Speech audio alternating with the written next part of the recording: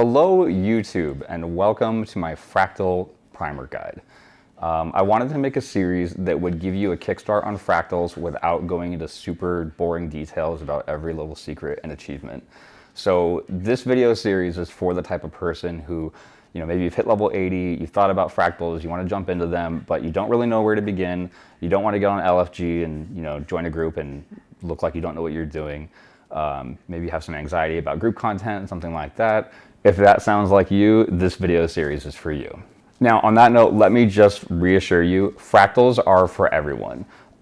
This is only going to cover Tier 1. I am by no means a Fractals expert at all, but I know enough to be dangerous, and I want to share that with you guys so you won't feel so apprehensive about getting started, and you'll have a clue of what to actually do once you get in there. Plus, this is Tier 1. Anybody else who's there is either there for the same reason as you, they're there to learn and they're trying to figure things out, or they're a veteran player who knows what they're getting into. But before we get started, there's a few key game mechanics that I wanted to go over. You might already know these. The game kind of teaches you a little bit along the way to level 80, but if you don't know them, it'll really help get you going. And honestly, if you just follow this, you'll be able to keep up with most of the game mechanics. So if you're only going to watch one video from this whole series, let it be this one. Call it my Fractal Primer. These are 5 things you should know before starting Fractals in Guild Wars 2.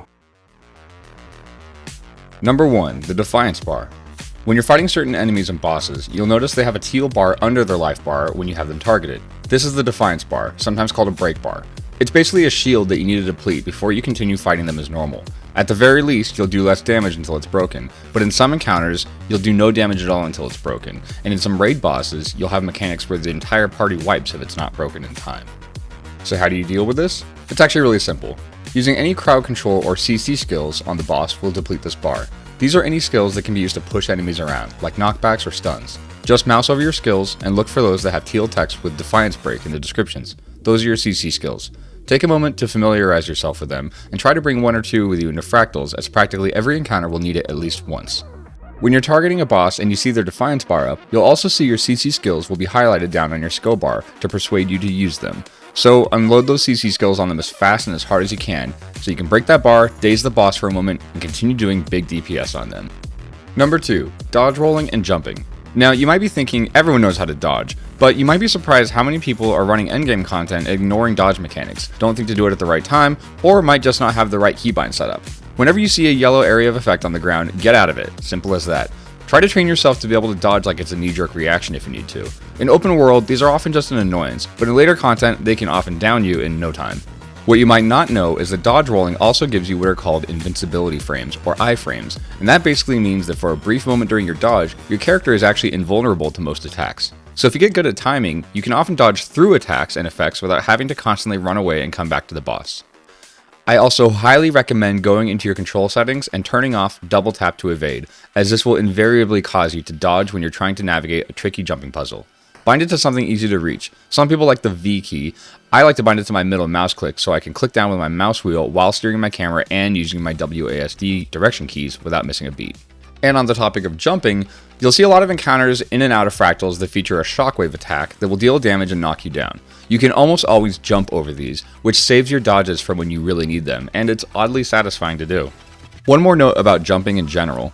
If you're someone who struggles with jumping puzzles, try enabling first-person view in your camera settings and zoom in all the way when it's hard to position yourself and see around you. This is especially helpful if you're a max height Norn and struggling to land on tiny jumping targets. Some people even go so far to get an endless miniature tonic for jumping puzzles, because while your character size doesn't actually affect how far or how high you can jump, it does affect how hard it is to see what you're doing. Number 3, the special action key. An icon will appear down here whenever you have a special action available. These are pretty much always unique to specific encounters, as they'll each do something differently, but setting up a keybind for these makes it much easier to trigger, so be sure to set an easy to reach key to this in your options menu. We won't go into detail about common special actions here, but it's good to be aware of this function, as you'll have encounters where you need to be able to fire it off very quickly. Number 4, calling and selecting targets. How you choose to target things will greatly depend on what class you play and how you play. For example, I'm a warrior and I use action camera, so I can just run up and start hitting things, but I still tab to targets to be sure specific skills will land on the right enemy. By default, you can hit the tab key to select a nearby target. You can also hit Shift plus Tab to cycle through targets if you need to, and all of these keybinds can be changed if you want. The lesser known function here is you can also hit Ctrl plus Tab to call a target. This places a target above the enemy's head to make it super easy to spot. It puts a blurb in the chat box indicating that you called target on something, and other players can hit the T key to select that target. This is super helpful when there are lots of mobs around, but you want to draw attention to one in particular who's giving you a hard time, and it's helpful when someone else calls a target to indicate they need help with something. Fun fact, you can also call targets on any player, interactive object, or NPC, so it's also helpful for pointing out things you think other players should interact with, or putting a target above someone's head so you can easily follow them. And number 5, specs and gear. Really, for tier 1 fractals, you don't have to worry so much about having the most optimized, most meta build out there. Generally, if you've been successful in open world content, you'll be good enough to keep up in fractals. But I would recommend having at least exotic equipment, which are items that have the gold outline on their icon. Once you start getting into higher tier fractals, and even towards the top of tier 1, you'll need agony resistance to continue. Agony resistance infusions are upgrades available for ascended and legendary gear, so if you're getting into fractals, it's a good idea to start looking into and picking up your first few pieces of ascended equipment, some of which might even drop during fractal runs. And hey, as you progress, don't be afraid to look up some builds for your profession. Sites like MetaBattle, Snowcrows, and Hardstuck are great for this, and I'll link to these in the description below. Even if you don't 100% adhere to a meta raid build or whatever, you'll probably find some useful info in there to borrow from. I say knowledge is power, it's only going to help you. And one more thing. Some people might be wondering, how do you get into fractals? Like, literally, how do you get into them? You can enter the lobby called the Mistlock Observatory from Lion's Arch by taking this portal. When you approach, you'll see a dialog box asking you which tier and which specific encounter you want to run. You can only select the level as high as your personal fractal level, so if you're just starting, that's going to be Volcanic.